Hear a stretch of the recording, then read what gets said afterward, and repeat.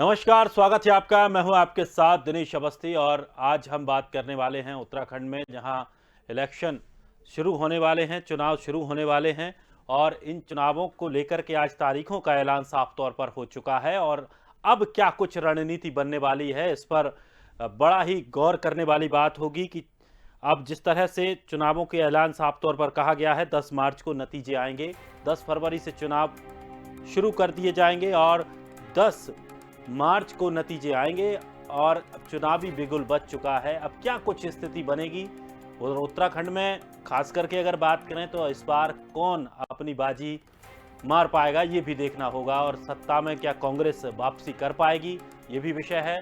साथ ही देवभूमि में मुख्य चुनावी मसले क्या कुछ होने वाले हैं। क्या तीसरी ताकत आम आदमी पार्टी बन सकती है? जिस तरह से आम आदमी पार्टी ने उत्तराखंड में एंट्री की है, लगातार रैलियां, प्रचार प्रसार किया है, और क्या डबल इंजन की सरकार अपनी सरकार को बरकरार रख पाएगी, ये भी देखना एक बड़ी बात होगी। तो 28 जनवरी को नामांकन की अंतिम तिथि उत्तराखंड में है, जहां 29 जनवरी को नामांकन की छटनी भी होनी है। तो उत्तराखंड समेत 5 राज्यों, जहां उत्तर प्रदेश, पंजाब, गोवा, मणिपुर के विधानसभा चुनाव को लेकर तस्वीरें साफ हो चुकी हैं। चुनाव आयोग ने तारीखों का ऐलान किया है और इसी के तहत उत्तराखंड की सभी सीटों पर एक साथ चुनाव होंगे। दूसरे फेज में चुनाव आयोजित किए जाने वाले कार्यक्रम हैं। चुनाव कार्यक्रम में कुछ ऐसा रहेगा कि 21 जनवरी को अधिसूचना जारी की जाएगी, 28 जनवरी नामांकन की अंतिम तिथि रहेगी, 29 जनवरी नामांकन की छटनी होगी, 31 जनवरी को नामांकन वापसी की अंतिम तारीख रहेगी। तो 14 फरवरी को मतदान होगा और 10 मार्च को परिणाम घोषित होंगे। उत्तराखंड में वोट डालने के लिए मतदाताओं को 1 घंटे का अतिरिक्त समय मिलेगा। मतदान सुबह 8 से शाम 6 बजे तक चलेगा और इसके पहले इसकी समय अवधि सुबह 8 से शाम 5 बजे तक थी। 5 जनवरी को प्रकाशित होने वाली मतदाता सूची के अनुसार राज्य में 81,43,000 मतदाता हैं। इस वर्ष नए मतदाता 1,98,000 हैं, महिला 1,06,000 पुरुष मतदाता जुड़े हैं। तो 18 से 19 वर्ष की आयु के मतदाताओं की संख्या लगभग 1,10,000 है, जबकि 80 वर्ष से अधिक आयु के मतदाता 1,43,000 मतदाता हैं। दिव्यांग मतदाताओं की अगर बात करें तो 66,648 हैं, जबकि सर्विस मतदाता 93,935 हैं। राज्य में अभी तक एक भी पोलिंग बूथ पर अधिकतम 1500 वोटर का मानक था, जिसे अब 1200 कर दिया गया है। इसी क्रम में 623 नए बूथ भी बनाए गए हैं और यहां कुल पोलिंग बूथ की संख्या 11,447 रखी है। इस हिसाब से प्रत्येक बूथ पर वोटर की संख्या 700 के लगभग आएगी। प्रत्येक बूथ पर पानी, बिजली, शौचालय, शेड जैसी सभी व्यवस्थाएं सुनिश्चित करने के आदेश दिए गए हैं। ग्रामीण क्षेत्रों के बूथों में भी सुविधाओं से सुसज्जित करने को कहा गया है। तो तैयारी अब लगभग पूरी हो चुकी है। चुनाव आयोग ने अपनी पूरी तैयारी कर ली है। अब बात आती है राजनीतिक दलों की। राजनीतिक दलों की क्या कुछ तैयारी है, कितनी तैयारी है, इसी को लेकर के आज हम चर्चा करने वाले हैं। हमारे साथ मेहमान जुड़ रहे हैं। सादाब शम्स, प्रदेश प्रवक्ता बीजेपी से, गरिमा मेहरा, दसोनी, कांग्रेस प्रदेश प्रवक्ता। दोनों मेहमानों का बहुत बहुत स्वागत है। सबसे पहले सादाब जी, आपसे जानना चाहेंगे, चूंकि अब चुनाव की तारीखों का ऐलान हो चुका है, बीजेपी कितनी तैयार है? देखिए, भारतीय जनता पार्टी तो उस स्टूडेंट की तरह है जो पूरे 5 साल मेहनत करती है और लगातार अपने चुनावों के लिए तैयार है। हम वो स्टूडेंट नहीं है जो एग्जाम आ जाए और लास्ट मोमेंट पे तैयारी करने के लिए बैठ जाए। और मैं ये कहूंगा कि देखो, कुदरत का कुछ योग होते हैं और वो योग साफ साफ दिख रहा है कि 14 फरवरी का दिन होगा और फुल चुनाव चिन्ह होगा। तो साफ दिख रहा है कि 14 तारीख को उत्तराखंड की जनता भारतीय जनता पार्टी को कहेगी हैप्पी वैलेंटाइंस डे। इसलिए हम पूरी तरह से आश्वस्त हैं। रुख हवाओं का जो चल रहा है, जो कुदरत जो दिखाना चाह रही है, वो मत बिल्कुल स्पष्ट है। ये उत्तराखंड पहले से मोदी में था, मोदी में है और मोदी में रहेगा। हम तो ये कह रहे थे कि अब तो जो माहौल है, अब तो कुदरत भी साथ दे रही है और कांग्रेस कितना फड़फड़ा ले, कितना कुछ कर ले, अब तो लाइन तय हो गई है। और हम तो ये कहते हैं कि ये मेला है, लोकतंत्र का मेला है और इसमें हेल्दी कंपटीशन होना चाहिए। हमने कांग्रेस के नेताओं को भी मुबारकबाद दी। गरिमा जी जुड़ी हैं, मेरी तरफ से उन्हें भी बहुत बहुत शुभकामनाएं। बढ़िया से हम लोग लड़ेंगे और लोकतंत्र को और मजबूत करने के लिए मुद्दों की राजनीति होगी, मन भेद नहीं होगा, मतभेद होगा। और हम ये जानते हैं कि अब तो धीरे धीरे इनके जो मत हैं वो भी हमारी तरफ आ रहे हैं, और चुनावी ही सही, ये भी अब चुनावी राष्ट्रवाद की तरफ आगे बढ़े हैं, अभी चुनावी धर्मवादी हो गए हैं, तो धीरे धीरे ठीक है, हमारे ट्रैक पे आगे आ रहे हैं, हमारी शुभकामनाएं। चलिए, वैसे आपने कहा कि मोदी में होने जा रहा है उत्तराखंड। आज गणेश गौत्याल ने भी कमेंट किया है कि उन्होंने कहा है कि बीजेपी के पास मोदी का चेहरा दिखाने के अलावा कुछ नहीं है, खासकर के प्रदेश में। नहीं, हमारे पास तो सबसे बड़ा चेहरा मोदी है, राष्ट्रवादी धारा के ध्वजवाहक हैं, और मैं ये कह सकता हूं कि पूरी दुनिया में उन्होंने हमारी विचार का, इस सनातन संस्कृति का, हमारे हिंदुस्तान की परंपराओं का जिस तरह से प्रचार किया है, आज पूरी दुनिया योगा डे मना रही है। नहीं तो हम तो बचपन से आज तक पीटी सुनते आए कि फिजिकल ट्रेनिंग ही होती है, हमें पता ही नहीं था कि योगा होता है। हिंदुस्तान के लोगों को भी पता चला कि हमारी जो संस्कृति का हिस्सा है वो योगा है। आज अच्छी बात है कि कांग्रेस के नेता भी अब अनुलोम विलोम कर रहे हैं, धीरे धीरे, चिंता मत कीजिए, जनता के वोट की ताकत है।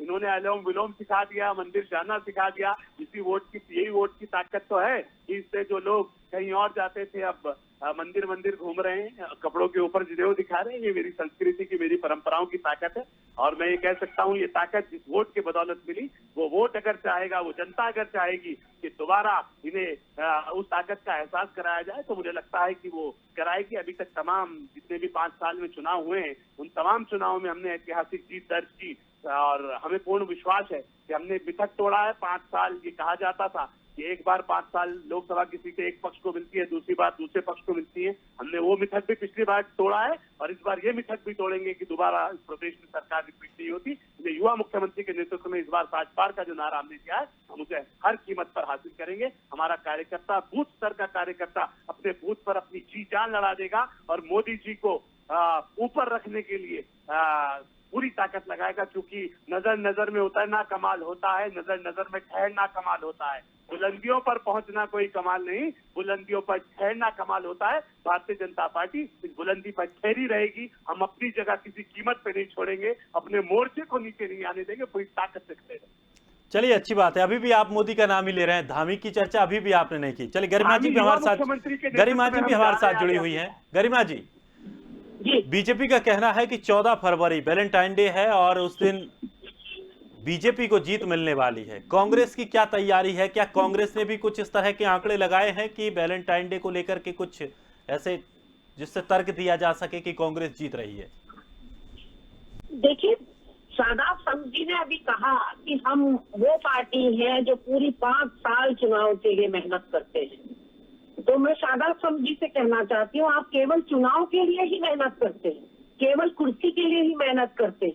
काश आपने ये मेहनत बेरोजगारी दूर करने में लगाई होती, काश आपने महंगाई कम करने के लिए इतनी मेहनत की होती, काश आपने यहाँ सुरक्षा व्यवस्था चाक चौबंद करने के लिए इतनी मेहनत लगाई होती, स्वास्थ्य और शिक्षा व्यवस्था सुदृढ़ करने के लिए आपने इतनी मेहनत लगाई होती, काश आपने प्रदेश की आमदनी को दोगुना करने के लिए इतनी मेहनत लगाई होती, तो आज आपको इस तरह से अपने फलक से सितारे यहाँ जमीन पर नहीं गिराने पड़ते।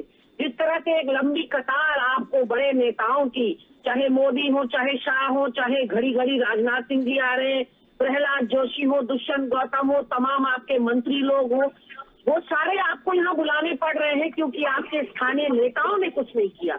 आपके विधायकों का 40% का आप टिकट काटने की सोच रहे हैं क्योंकि सब निकम्मे साबित हुए। ठीक उसी तरह से जिस तरह से 4 साल जनता के ऊपर एक निकम्मा मुख्यमंत्री थोपने के बाद 4 साल बाद आपने सॉरी उत्तराखंड की जनता कहकर तीरथ रावत को बैठा दिया। तो तीरथ रावत 4 महीने भी मुख्यमंत्री नहीं रह पाए कि आपने पुष्कर सिंह धामी को बैठा दिया, और उस जनता को जिसने आपको इतना घोर मैंडेट दिया था, इतना बड़ा मैंडेट दिया था, आपने उसके साथ मजाक किया, आपने अपमान किया उसके मैंडेट का। आपने ये भी नहीं बताया कि आपने 3 मुख्यमंत्री क्यों बनाए, और करेला ऊपर से नींद चढ़ा तब और कहावत चरितार्थ हो गई जब राजनाथ सिंह जी अहंकार में आकर यहाँ बोल कर गए कि हम 3 बनाए या 10 बनाए, आप लोगों से क्या मतलब। ये हमारी पार्टी का अंदरूनी मामला है।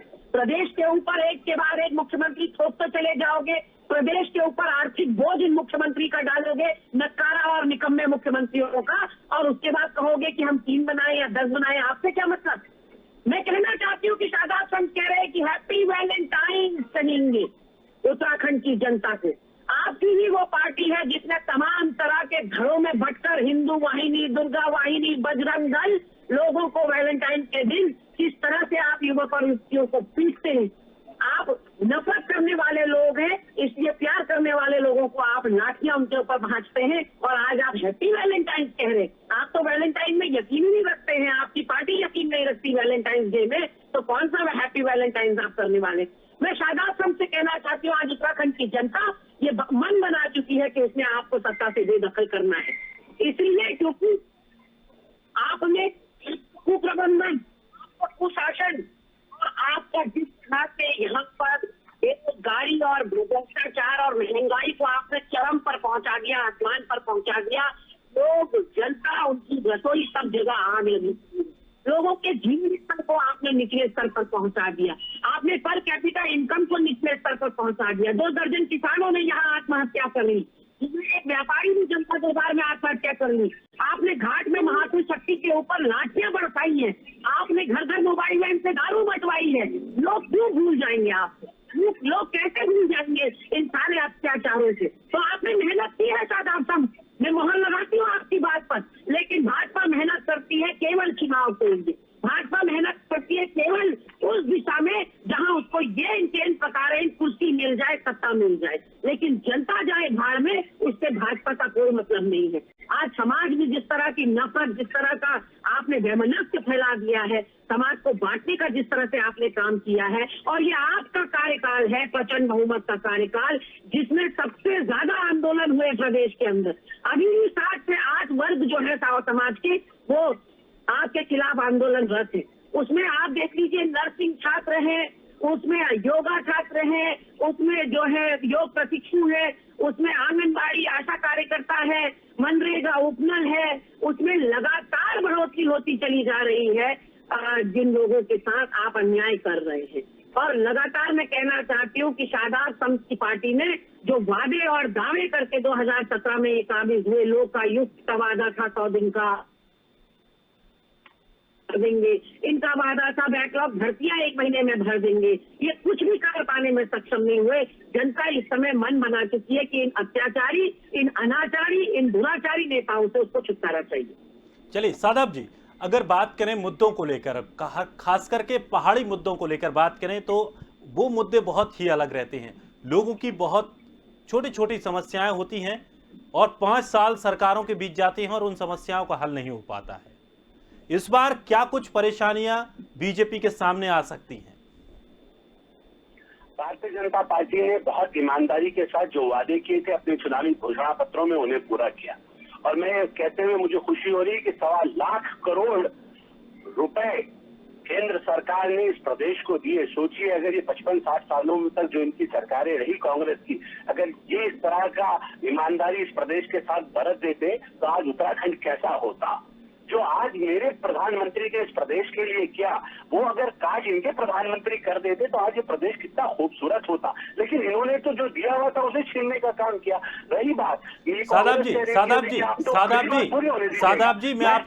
शादाब जी, मैं आपको 1 मिनट के लिए रोकना चाहूंगा। अभी आपने कहा मेरे प्रधानमंत्री, इनके प्रधानमंत्री। अभी अगर मोदी प्रधानमंत्री जी के काफिले को रोकने की कोशिश की गई, वहां सब देश के प्रधानमंत्री थे। योजनाओं को लेकर के तेरे प्रधानमंत्री, मेरे प्रधानमंत्री। नहीं, मैंने आज के प्रधानमंत्री, आज जो मेरे प्रधानमंत्री हैं ये बोला, और कल तक इनकी सरकारों में जो प्रधानमंत्री थे उनका जिक्र किया मैंने, उनकी सरकारों और इस सरकार की बात की। प्रधानमंत्री तब भी मेरे थे और आज भी मेरे हैं। दूसरी बात, हम ये कह रहे हैं जिस तरह से मोदी जी के ऊपर जो कुकृत्य कांग्रेस ने पंजाब में किया, उसका जवाब देने के लिए तो तैयार है जनता। वो जनता देख रही है कि कैसे एक राष्ट्रवादी विचारधारा के व्यक्ति को रोकने की साजिश की जा रही है। अभी ये कह रही थी कि ये जो आप तो विरोधी थे वैलेंटाइन के, अरे मैडम, हम पाश्चात्य संस्कृति की कुरीतियों के विरोधी हैं। अब हम यहाँ फ्रेंच किस तो अलाउड करेंगे ही किसी को कि खुलेआम खड़े होकर फ्रेंच किस करे और किस डे मनाए। हम इसलिए कहते हैं जिसमें प्यार होता है, जिसमें सम्मान होता है, वो हर चीज हमें कबूल है। लेकिन जिसमें अपमान किया जाता है, उसका मिसयूज किया जाता है, जिसमें मेरी संस्कृति को ओवरटेक करके दूसरे की संस्कृति को हावी किया जाता है, उसमें हमें दिक्कत होगी। और इसलिए हमने कहा कि हम वैलेंटाइन डे, वो वाला वैलेंटाइन डे मनाने की बात नहीं कर रहे। कमल के सामने का बटन उत्तराखंड की जनता दबाएगी, बटन दबाएगी और वो कहेगी हैप्पी वैलेंटाइन डे। हम एक दूसरे का सम्मान करते हैं, हमें भाषा से कोई दिक्कत थोड़ी है, इंग्लिश शब्दावली से कोई दिक्कत नहीं है, लेकिन हम अपनी संस्कृति से प्यार करते हैं। वो शायद कांग्रेस के नेता अभी समझ नहीं पाएंगे, उन्हें इस बात को समझने में दिक्कत आएगी। चलिए सादाब जी, हम अंग्रेजी विरोधी नहीं है, हम कल्चर, अपने कल्चर को ऊपर रखते हैं, इसलिए हम पीटी के ऊपर योगा डे को मान्यता देते हैं। चलिए जानते हैं सादाब जी, आप योगा डे को मान्यता देते हैं, आप योगा डे को अंतर्राष्ट्रीय स्तर पर बड़े खूबी से मनाते हैं, काफी भीड़ जुटाकर आप योगा डे मनाते हैं, उसका खूब प्रचार प्रसार करते हैं, राज्य सरकारें करती हैं, केंद्र सरकार करती है, लेकिन आपके ही प्रदेश में योगा प्रशिक्षु, योगा टीचर नौकरी के लिए भटक रहे हैं, उनको आप नौकरी नहीं दे पा रहे। और उम्मीद है कि योगा को ज्यादा से ज्यादा लोगों तक फैलाया जाए, ज्यादा से ज्यादा योगा तक लोगों की पहुंच बनाई जाए। क्या अपने आप ही ऐसा होगा या सिर्फ बीजेपी आयोजन कर करके योगा फैला देगी?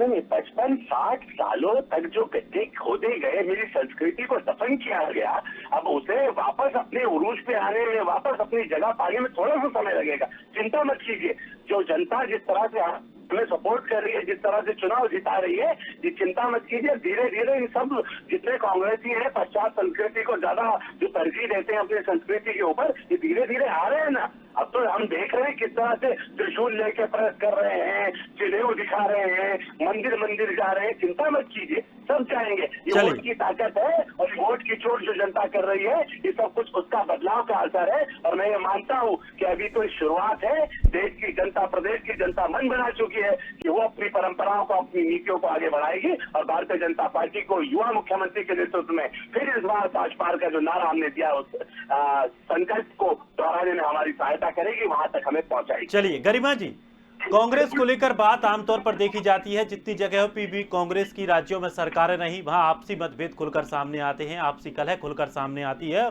और कई बार स्थिति ऐसी होती है कि सरकारें चली जाती हैं। उत्तराखंड में अभी मुख्यमंत्री का चेहरा साफ नहीं हो पाया है। हरीश रावत कुछ दिन पहले रूठ गए थे, हालांकि उन्हें मना के हाईकमान ने वापस भेज दिया है। मान लीजिए अगर कांग्रेस सत्ता में आ भी जाती है तो क्या मुख्यमंत्री का चेहरे की स्थिति स्पष्ट हो पाएगी या फिर उसमें भी वाद विवाद बनेगा और ऐसा ना हो कि बीजेपी आपकी बनी बनाई सरकार को हाथ से छुड़ा कर ले जाए? गरिमा जी, आप मेरी आवाज सुन पा रही हैं? हाँ, मुझे हेलो जी जी गरिमा जी, आपको आवाज पहुंच रही है मेरी? गरिमा जी, मेरा सवाल ये है कि कांग्रेस के जितने भी शासित राज्य रहे, वहां लगातार ये ऐसी स्थिति देखने को मिली कि मुख्यमंत्री और अन्य मंत्रियों में आपस में नहीं बनी। मध्य प्रदेश में तो सरकार भी आपने हाथ से गवा दी। नहीं, गुजरात में जो कपड़ों की तरह मुख्यमंत्री बदले जा रहे हैं, वहां का क्यों नहीं बात कर रहे हैं आप? गुजरात का परिदृश्य नहीं पता क्या आपको? ठीक है, लेकिन आपसी झगड़े में बीजेपी कहीं सरकार नहीं गवा रही है, आपने मध्य प्रदेश से सत्ता गवा दी।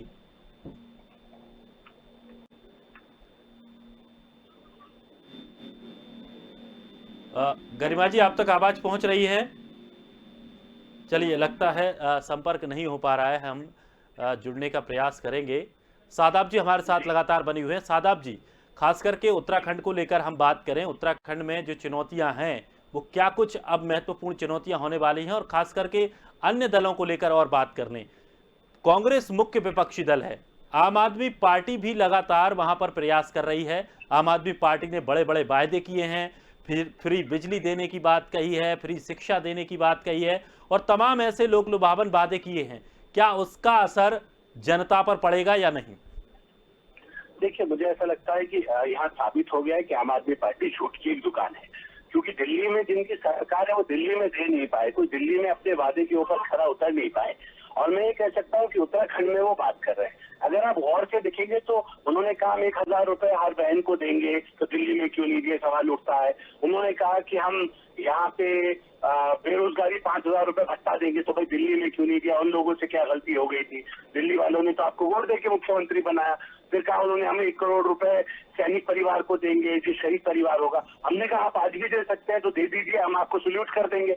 लेकिन ये झूठ की राजनीति यहाँ नहीं चलने वाली। और मैं ये मानता हूँ कि आम आदमी पार्टी हमारे सामने कोई थ्रेट नहीं है, 2 बार उनकी जमानतें जब्त करा चुके हैं। रही बात कांग्रेस की, तो कांग्रेस का जितना बुरी तरह से आपस में जूत पतौवल चल रहा है, और हम तो ये भी कहेंगे कि जूतम पैजार चल रही है अपने चलिए प्रदेश के सादाब जी महामंत्री अभी भी पीछे हैं इनके। सादाब जी, गरिमा जी हमारे साथ जुड़ गई हैं। गरिमा जी, आप अपनी बात पूरी कीजिए या सवाल फिर से दोहराऊं?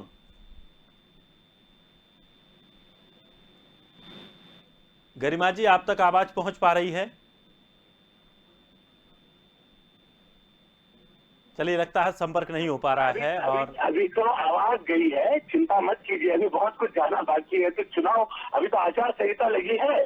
तो मैं कह रहा हूँ कि बहुत घबराहट है कांग्रेस के नेताओं में, आपस में बहुत बुरी झगड़े चल रहे हैं। और जिस तरह से दोबारा हालात, मुझे जवाब देना है शादाब समझी की इस बात का। जी जी जी हेलो जी गरिमा जी, देखिए शादाब जी से मैं कहना चाहती हूँ, कांग्रेस पार्टी का तमाशा बहुत मजे से आप देख रहे हैं। जो आपके वहाँ 3 मुख्यमंत्री बदले गए, वो बिना सिर फुटबॉल के बदले गए क्या? बहुत प्रेम था, बहुत सौहार्द था, सब मुख्यमंत्री बदले क्या आपने? और जिस तरह से शादाब संत यहाँ पर 1 करोड़ योजनाएं गिना रहे, ये भाजपाइयों का अहंकार देखिए।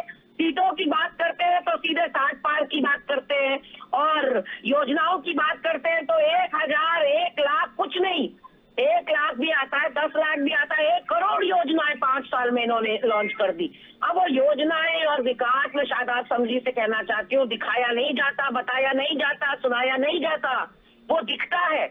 अगर इतना विकास आपने किया होता तो आपका विकास दिखाई पड़ता। शादाब समझी वो चीख चीख कर अपनी गवाही देता, उसके स्मारक खड़े होते, उसके युवा उसका साक्षी बने होते। कहाँ है आपका 1 करोड़ का विकास, जरा बताइए ना। वो केवल भाजपाइयों को दिखाई पड़ रहा है। उत्तराखंड की जनता तो त्राहिमाम है, न सिर्फ स्वास्थ्य से बल्कि आपने जो बेरोजगारी और महंगाई कर रखी है उससे। चलिए सादाब जी, सिर्फ फुटबॉल हमारे वहाँ दिख रहा है इनको, इनके वहाँ तो मेरी उंगलियां खत्म हो जाएंगी अगर मैं धड़े गिनाने शुरू करूंगी आपको। न सच सुनाई देता है, न सच दिखाई देता है, न सच बोल पाते हैं। अब नहीं दिखाई दे रहा है तो चश्मा कहाँ से ला के दे, क्योंकि नफरत का चश्मा पहना है। अगर मोहब्बत का पहन लेते तो दिखाई। अरे 3 मुख्यमंत्री क्यों बदले, इसका तो जवाब दे देते हो। नेता कहता है तुम्हारा दिग्गज बता रहा है, जो केंद्रीय मंत्री तुम्हारे आ रहे हैं ना, वो जवाब दे रहे हैं कि क्यों बदले मुख्यमंत्री। अगर इतना प्रेम है तुम्हारी पार्टी में तो मुख्यमंत्री क्यों बदलने पड़ गए? क्यों उत्तराखंड के ऊपर आपने ऐसे निकलने निष्क्रिय मुख्यमंत्री को जवाब दीजिए। हम बिल्कुल नहीं पूछ रहे आपसे कि आपने 5 अध्यक्ष क्यों बना है, क्या एक अध्यक्ष के ऊपर यकीन नहीं था? हम तो सत्ता के विकेंद्रीकरण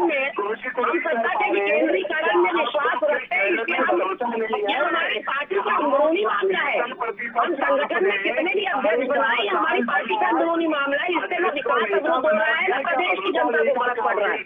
पर आज जब मुखिया बदल रहे हैं, जब मुखिया बदल रहे हैं सरकार का, उससे विकास अवरुद्ध हो रहा है, उससे जनता के मैंडेट का अपमान हो रहा है। तो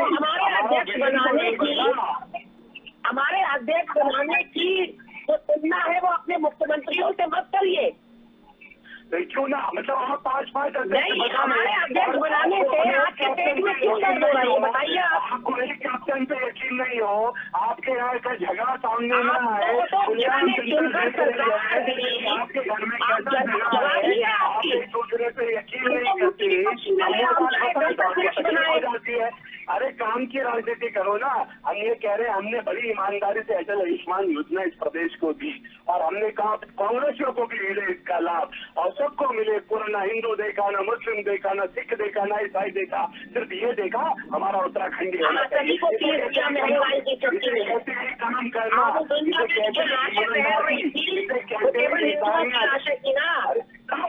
आपके यहाँ तो आप कल तक भगवान श्री राम भाजपाइयों को चैन नहीं आता है। चलिए। रामभक्त होने का दावा कर रहे हैं। कल तक हमारी हर बात के ऊपर, हमारे त्योहारों के ऊपर और हमारी कहानी के ऊपर सवाल उठाते थे। मुसलमानों को एक छुट्टी दी थी, फिर उस पर आपने टर्न आउट कर दिया, हमने तो नहीं जीती। चलिए सादाब जी बहुत बहुत शुक्रिया, गरिमा जी बहुत बहुत शुक्रिया आप दोनों का हमारे साथ जुड़ने के लिए। दरअसल समय की एक सीमा है और हम इससे आगे नहीं जा सकते इस कार्यक्रम को लेकर। फिलहाल बहुत बहुत शुक्रिया आप हमारे साथ जुड़े। तो आपको बता दें कि अब उत्तराखंड में भी बिगुल बज गया है चुनावी, और अब 28 जनवरी नामांकन की अंतिम तिथि है और इसके बाद 14 फरवरी को मतदान होना है, साथ ही 10 मार्च को नतीजे आएंगे। अब देखना यह है कि कांग्रेस वापसी करेगी या फिर बीजेपी बरकरार रहेगी। फिलहाल इस बुलेटिन में इतना ही। ताजा तरीन खबरों के लिए आप बने रहिए स्वदेश के साथ। सबसे पहले देश।